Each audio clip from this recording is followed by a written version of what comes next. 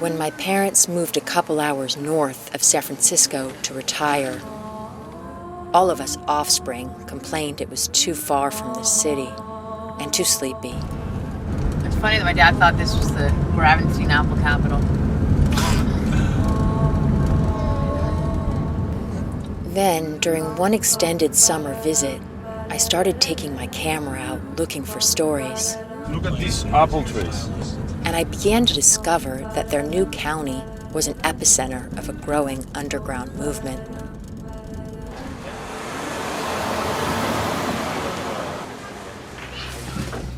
Don't need so many shoes on the porch. I've been called the Imelda Marcos of tiny house people because I have so many shoes in a small space. I've been living in houses of this size and smaller for about 10 years now, and I love it. I have a really primitive plumbing system in this house. There's a bathroom right here. The bathroom is just 2 feet by 4 feet, and I can just go up to the sleeping loft.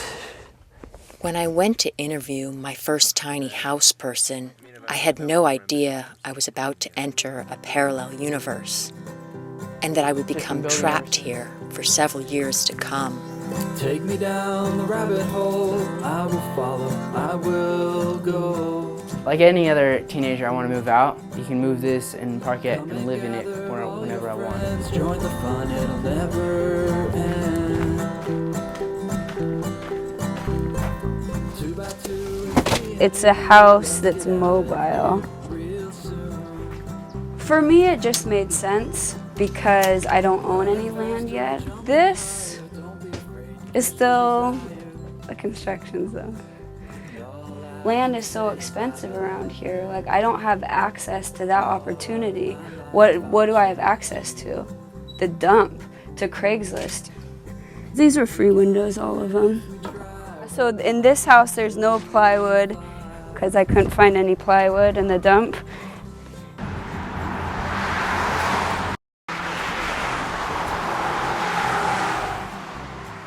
Stephen Marshall is the roadside salesman of tiny homes, and he's been building them since dropping out of Stanford in 1973. I built my first tiny house when I was 21 and wanted to have a house.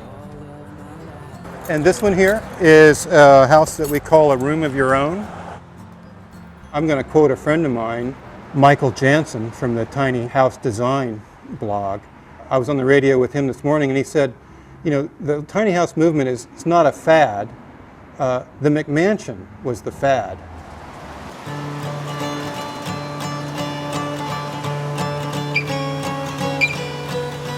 Tiny apartments are the norm in Manhattan, though I had no idea when I discovered a woman living in 90 square feet, I would turn her into an internet micro-celebrity. So, how many square feet? It's 90 square feet. The first night I slept in the apartment, I had a panic attack. When I actually went up to bed and I woke up in the middle of the night and there was the ceiling here and the wall on every side and I wanted to get out quickly. I had installed a handle on the side and a hook. And then after that night, I have not had another panic attack and I love it up here. And at night it's cozy. About 6 months after I posted Felice's video, it began to make its way around the web. While the rest of the world discovered Manhattan density, I found an even smaller place. So this is my place. It's 78 square feet. I guess everyone chooses how they want to spend their money. First of all, I like the compact nature of it. You can just prop your feet up on the wall. You don't need an ottoman, you know? Do you see this as a sacrifice? No, I mean, I guess everyone has their own compromises. I mean, in between this place and my last place, I was living in Kenya in a place that was like half the size of this, made of mud. So for me, this is, you know, this is like a big step up. So this is the bed. Ta-da. Okay, so here's the cabinet fully closed. I spent my first year out of college teaching in Japan. So I think Japanese sensibilities influenced my sense of space a little bit. I mean, this kind of works, this compact way. This is very comfortable for me. Why do you think it works? I feel the idea of excess space, I like everything being meaningful, and I feel in this particular sort of space, everything is meaningful.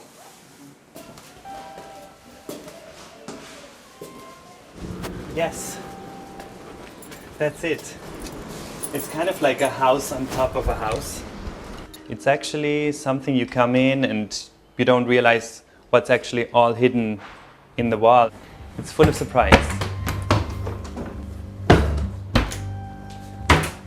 My inspiration, boats. I had a look in a lot of boat magazines, and yeah, I got inspired by the fold-out elements and as well the practical, hidden away things.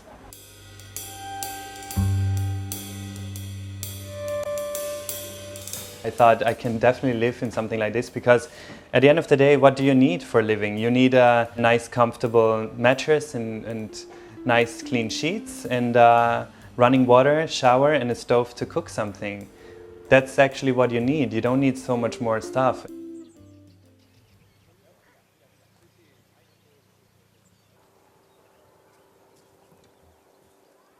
This small house it's supposed to be a volume to store agricultural tools. That's it. Yeah, it's supposed to be. It's supposed to be. For that reason, it couldn't be bigger than 25 meters.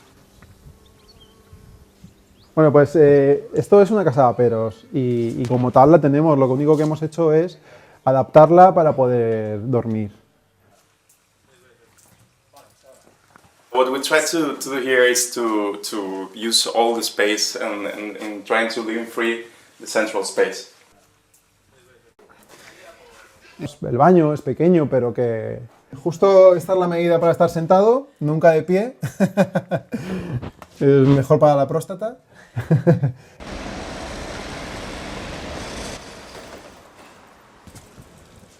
I think that a lot of people first look, say, oh no, we don't want that, because at the beginning there is nothing here. Someone was selling a garage. Yes, only. Mm-hmm. My friends who saw that before I begin the works said to me, it's impossible, you will do nothing with that. It's, you know, there is no light, there is nothing, you will never finish that. At the beginning it was like that, so at the beginning there is nothing.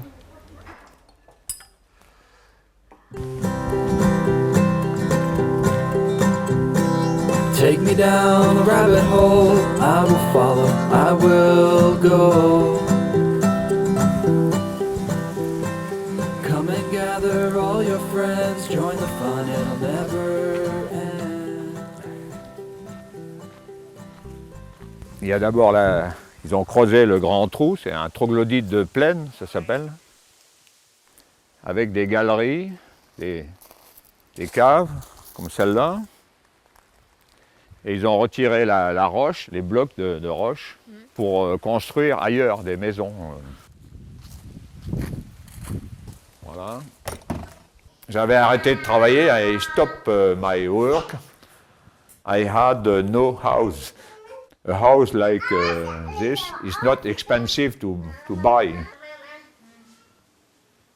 Henri lives in what is the largest of the caves, but so much about his lifestyle feels hobbit-like. So this is your house then? That's it. Pretty decent. Yeah. For a bachelor, an old desert rat, it works pretty good. I see this my kind of work area up here, and then my living area down there. And eventually, I'll have it all done. It's just really a fine shower. Yeah, I've been outside since 1974. This is the first time I've had a hard roof over my head for many, many years.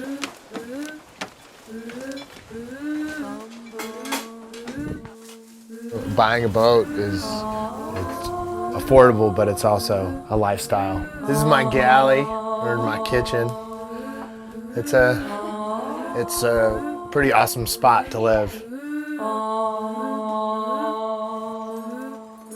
You don't need a lot of space, and I'm so used to that. It says socks, underpants, hats, just more that I don't need fills up my life.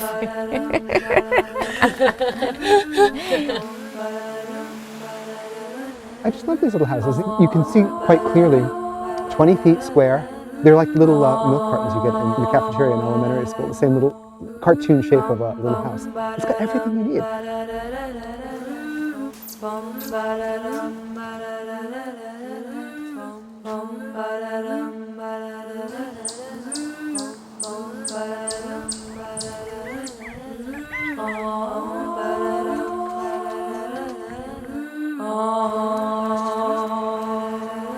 I'm still finishing the interior.